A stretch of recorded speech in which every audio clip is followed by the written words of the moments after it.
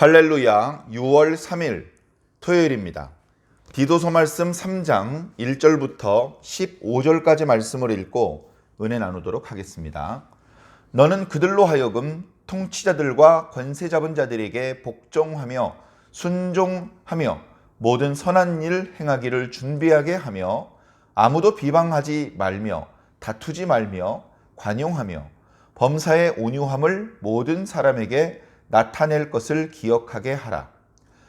우리도 전에는 어리석은 자요, 순종하지 아니한 자요, 속은 자요, 여러 가지 정욕과 행락의 종노릇한 자요, 악독과 투기를 일삼은 자요, 가증스러운 자요, 피차 미워한 자였으나 우리 구주 하나님의 자비와 사람 사랑하심이 나타날 때에 우리를 구원하시되 우리가 행한 바 의로운 행위로 말미암지 아니하고 오직 그의 긍휼하심을 따라 중생의 씻음과 성령의 새롭게 하심으로 하셨나니 우리 구주 예수 그리스도로 말미암아 우리에게 그 성령을 풍성히 부어주사 우리로 그의 은혜를 힘입어 의롭다 하심을 얻어 영생의 소망을 따라 상속자가 되게 하려 하심이라. 이 말이 미쁘도다. 원하건대 너는 이 여러 것에 대하여 굳세게 말하라. 이는 하나님을 믿는 자들로 하여금 조심하여 선한 일을 힘쓰게 하려 함이라. 이것은 아름다우며 사람들에게 유익하니라. 그러나 어리석은 변론과 족보 이야기와 분쟁과 율법에 대한 다툼은 피하라. 이것은 무익한 것이요 헛된 것이니라. 이단에 속한 사람을 한두 번 훈계한 후에 멀리하라.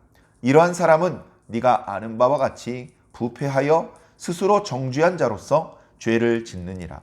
내가 아데마나 두기고를 네게 보내리니 그때에 네가 급히 니고볼리로 내게 오라.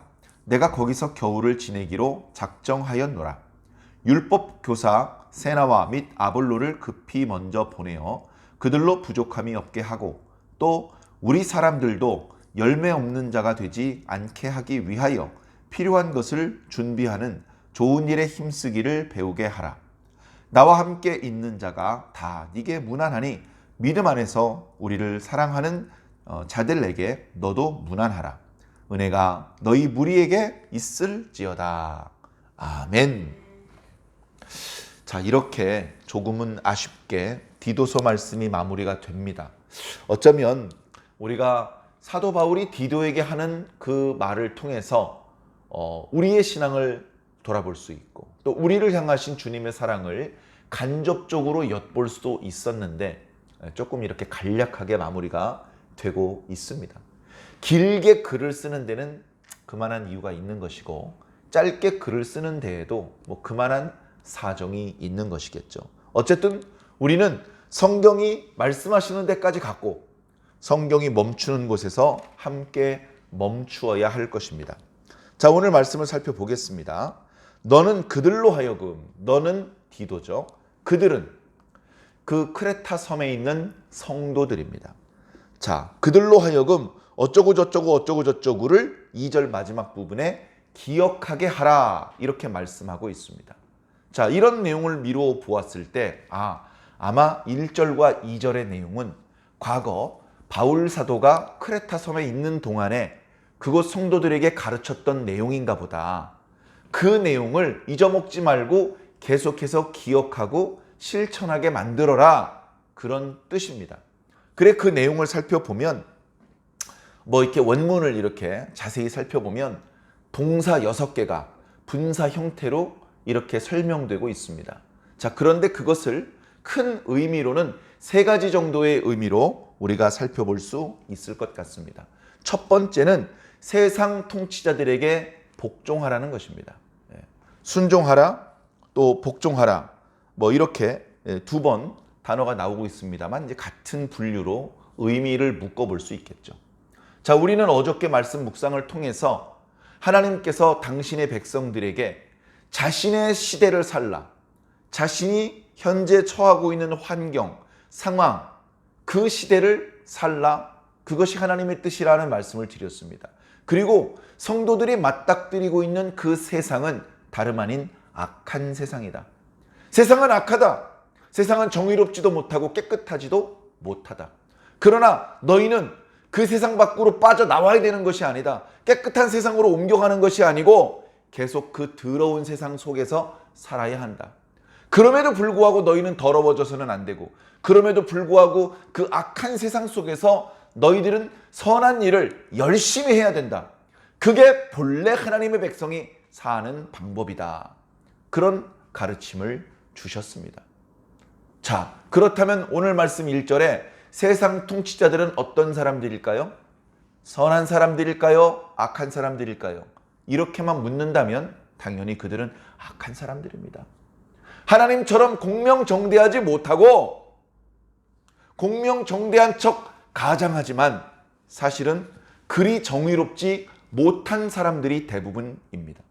그럼에도 불구하고 사도 바울을 통해서 주님께서는 반복적으로 세상의 위정자들을 거스리라고 말씀하지 않고 그들을 존중해주고 그들의 권위를 인정해주고 그들에게 복종하라고 말씀해주고 있습니다. 자, 그 의미는 이렇습니다. 세상의 위정자들이, 관리들이, 통치자들이 우리 주님처럼 정의롭고 또는 깨끗한 분은 결코 아니지만 하나님께서는 이 세상 위정자들에게도 당신의 권위를 일부 위임해 주셨다. 하나님의 허락하심이 아니면 세상의 위정자조차 될 수 없다. 그럼 어떤 사람이 지금 세상의 위정자예요? 대통령도 하고 무슨 군수도 하고 그렇다면 하나님께서 일정 부분 그들에게 하나님의 권위를 위임해 주셨다. 그래서 그들이 세상에 대하여 베푸는 정의라는 것이 온전하지 못하지만 그들이 세상을 향하여 베푸는 권선징악이라는 것이 좀 아쉬운 부분이 많지만 그러나 하나님께서는 그 아쉬운 대로라도 그들을 통해서 세상을 향하여 권선징악이 베풀어지도록 만들어 놓으셨다. 그것은 하나님께서 만들어 놓으신 것이다. 권선징악, 선을 행하는 것을 권하고 악을 행하는 것을 징벌을 한다는 것이잖아요. 우리 주변에 검찰과 경찰 그리고 관리들이 다 그런 거잖아요. 모든 사람들에게 유익하게 만들 수 있는 제도를 만들고 법을 만들고 그 법을 어기는지 잘 조사를 해서 법대로 행정을 하고 어긴 사람들은 조사를 해서 벌을 주는 그것이 우리나라의 행정과 사법의 제도 아니겠습니까? 자, 그것이 하나님의 법처럼 완전하지 않고 하나님처럼 정말로 투명하고 공명정대하지 않아요. 그럼에도 불구하고 생각해 보십시오. 그나마 경찰이 있으니까, 그나마 검찰과 또는 공무원들이 있으니까 세상이 지옥천지가 되지 않고 그나마 사람들이 조금 조심하면서 살지 않습니까? 네. 그나마 그런 일정 부분 세상에 안정을 취할 수 있도록 하나님께서 세상 통치자들에게 당신의 권한을 일부 위임해 주신 것입니다. 자, 그렇다면 우리 하나님의 백성들이 그런 하나님의 뜻을 헤아리고 세상의 통치자들에게 순종하고 복종해야 되는 것이죠. 물론 세상의 통치자들을 하나님처럼 떠받들고 벌벌벌 기일 필요는 없습니다. 그들의 권위를 인정해 줄 뿐이고 그들이 옳은 말을 할 때는 지지해 주어야 되는 것이죠. 물론 때때로 옳지 않은 결정을 내릴 때도 있습니다. 그럴 때는 항의해 볼 수도 있겠죠. 그러나 근본적으로 우리 하나님의 백성들은 세상 통치자들의 권위를 인정해 줍니다. 인정해 주고 그들이 하나님의 뜻대로 자신의 역할과 그 세상을 향한 정의 실현을 그렇게 하나님의 뜻에 가깝게 잘 실현할 수 있도록 그렇게 지지해주고 기도해주고 때로는 감시 감독을 해야 되는 것이죠. 그게 이제 하나님의 백성의 역할입니다. 아이고 우리들은 하늘만 봐, 하늘만. 땅의 일은 우린 몰라 하면서 땅의 일에 대해서 무신경하고 세상에 잘못된 제도가 만들어지고 세상 사람들이 어리석은 생각을 해도 전혀 신경 안 쓰고 나만 천국 가면 돼, 나만. 그렇게 생각하는 사람은 최소한 성도는 아닙니다. 그리스도인은 아닌 것이죠. 그리스도인은 당연히 하늘을 바라보고 하나님의 음성을 최우선으로 생각을 하지만 세상을 향하여도 관심이 있습니다. 환경도 보호해야 되고요. 예. 불의한 일이 발생되지 않도록 우리가 서로 조심해 주어야 되고 서로를 지켜 주어야 되고 세상의 통치자들의 권위도 인정해 주어야 되는 것이죠. 자, 그것을 첫 번째로 말씀해 주셨고, 두 번째는 모든 선한 일을 행하기를 준비하라. 선한 일을 행해야 됩니다. 어떻게? 열심히. 왜? 하나님의 백성이잖아요. 우리는 하나님의 백성입니다. 하나님의 백성은 뭐 하는 사람들이냐? 선한 일을 열심히 하는 사람들입니다. 그걸 우리가 2장 말씀 묵상을 통해서 배웠습니다. 아, 하나님의 백성들은 뭐 하는 사람이냐면 선한 일을 열심히 하는 사람이야. 이 선한 일을 교회 일이라고 생각하지 않으시기 바랍니다. 종교적인 행사, 하나님과 관련된 일, 그렇게 범위를 축소시키지 않으시기 바랍니다. 길거리에서 쓰레기를 줍고 나이 많은 어르신 짐을 대신 들어드리고 또 길을 모르는 사람한테 친절하게 길을 안내해주고 그 모든 것이 선한 일입니다.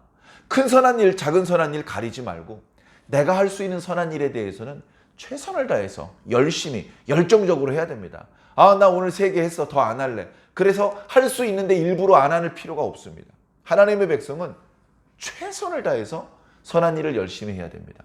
그래, 가만히 지켜보니까 어떤 사람이 선한 일을 열심히 잘하느냐? 준비되어 있는 사람이 잘하는 거예요. 선한 일을 하고 싶어도 준비가 안 되어 있어. 가난한 사람들을 구제하고 싶은데 자기가 백수야. 돈을 벌질 않아. 그러면 누굴 도와주고 싶어도 도와줄 수가 없죠. 힘약한 사람을 부축해주고 싶은데 자기가 다리가 부러졌어. 자기가 콜록콜록 기침을 하고 감기에 걸렸어. 자기부터 몸이 약해. 그러면 다른 사람을 도와줄 수가 없는 것이죠. 그래서 뭔가 준비가 되어 있는 사람이 필요한 순간에 즉시 선한 일을 할 수 있더라. 그러니 너희들은 언제든지 선한 일을 할 수 있도록 준비가 되어 있어야 된다. 아마 그렇게 사도 바울이 가르쳤던 것 같고요. 디도에게 그것을 늘 기억나게 해주어라 라고 부탁하고 있는 것입니다. 세 번째는 이런 것이죠. 아무도 비방하지 마라. 다투지 마라. 관용해라. 좀 너그럽게 대해주어라. 온유함을 나타내라. 이건 뭐냐면요, 이웃과의 관계를 어떻게 할 것이냐 하는 것입니다. 당연히 이웃과 다투지 말라는 것이죠. 이웃이 조금 잘못한 부분이 있더라도 좀 너그럽게 관용을 베풀어 주고 온유함을 나타내 주어라. 비방하고 다투고 절대 그러면 안 되겠죠. 여기서 이웃을 같은 교회에 등록된 성도로 국한시키지 않으시기 바랍니다. 이웃 교회에 등록된 성도하고도 사이좋게 지내야 되고요. 심지어 종교가 없는 불신자들, 할 수만 있으면 불신자들하고도 평화롭게 화목하게 지낼 수 있으면 좋다고 말씀해주고 있는 것입니다.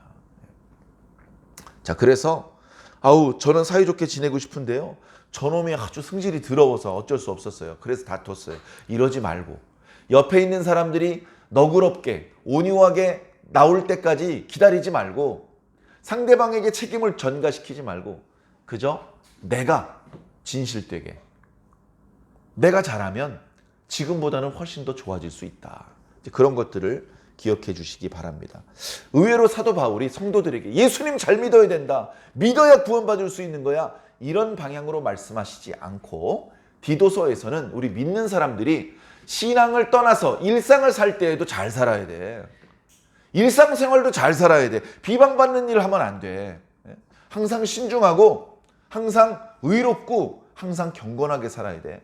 계속해서 그 부분을 강조해 주고 계신 것이죠. 그러면서 3절 이하에 이런 말씀을 주십니다. 우리가 참 놓치기 쉬운 부분인데요. 너무나 명백한 사실이죠. 우리 신앙인들도 과거에는 불신자였습니다. 목사님, 저는 모태신앙인데요. 또 그렇게 저를 우습게 웃기려는 분이 계신지는 모르겠습니다만, 자, 모태신앙인 사람은 처음부터 예수님 믿었습니까? 아무것도 모르게 그냥 유아 시절을 지냈잖아요. 그러다가 유치원생이 되고 그러다 초등학생이 되고 그러다가 어느 순간에 예수님을 아는 거예요. 아, 예수님이란 분이 계시구나. 아이고, 하나님의 아들이구나. 아, 예수님이 우리를 사랑하시는구나. 아이고, 예수님께서 나 대신 죽으셨구나. 이걸 태어날 때부터 아는 건 아니에요. 그러나 어느 순간 그게 깨달아지는 것이죠. 어느 순간 그런가 보구나. 그럴 수가 없습니다. 이 신앙의 진리는요. 그런 거구나. 아, 재밌다. 이게 아니고요. 너무 감사해서 눈물이 쏟아지고 너무 죄송해서 너무 부끄러워서 고개를 들 수 없는 그 과정을 거치게 되는 것입니다. 그렇게 해서 불신자가 신앙인이 되는 것이죠. 우리 모든 신앙인은 한때 불신자였습니다. 하나님도 예수님도 성령님도 모르고 그분의 은혜도 모르고 감사한 줄도 모르고 그분에게 죄송한 줄도 모르고 그저 우리 죄가 이끄는 대로 살았던 적이 있습니다. 그걸 말씀하고 있는 거예요. 그렇기 때문에 지금 저 불신자들을 욕하지 마라. 자, 3절에 우리도 전에는 어리석은 자요, 순종하지 아니하는 자요, 속은 자요. 우리도 속았죠. 마귀에게 속았고 세상의 거짓말에 속았었잖아요. 진리를 모를 때까지는. 그러면서 세상의 정욕과 행락의 종노릇한 자요, 악독과 투기를 일삼는 자요, 가증스러운 자요, 서로 미워하는 자였다. 우리도 그랬다는 거예요. 자, 근데 우리가 그렇게 도저히 구원받을 수 없는 죄인들이었는데 어떻게 지금 이렇게 하나님을 아버지라고 부르게 됐지? 4절. 그것은 주님의 은혜 때문이다 라고 말씀하고 있습니다. 주님의 은혜 때문이다. 뭐라고 말씀합니까? 우리 구주 하나님의 자비와 사랑하심을 나타날 때. 이게 언제입니까? 예수 그리스도께서 태어날 때입니다. 여기서 우리 구주 하나님은 사실은 우리 구주 하나님의 교훈 2장의 10절에도 나와 있고요. 그리고 13절에 보면 우리의 크신 하나님 구주 예수 그리스도를 말하는 겁니다. 디도서에서는요, 특이하게 사도 바울이 예수 그리스도를 가리켜 하나님이라고 말하고 있습니다. 성삼위 하나님에 대해서 이제 우리가 잘 모르죠. 그러나 어쨌든 성부 하나님, 성자 하나님, 성령 하나님입니다. 예수님을 가리켜 하나님이라고 표현하는 것은 조금도 잘못된 것이 아닙니다. 물론 아들을 가리켜 아버지라고 말하는 것은 맞지 않는 표현이지만 예수님도 하나님이십니다. 자, 바로 그 하나님 예수 그리스도께서 자비하시고 사람을 사랑하셔요. 돼지를 구원하실 목적이 있으셨다면 분명히 돼지의 모습으로 이 땅에 오셨을 겁니다. 그러나 예수님은 사람의 모양으로 이 땅에 오셨어요. 왜? 구원의 대상자가 사람이기 때문에.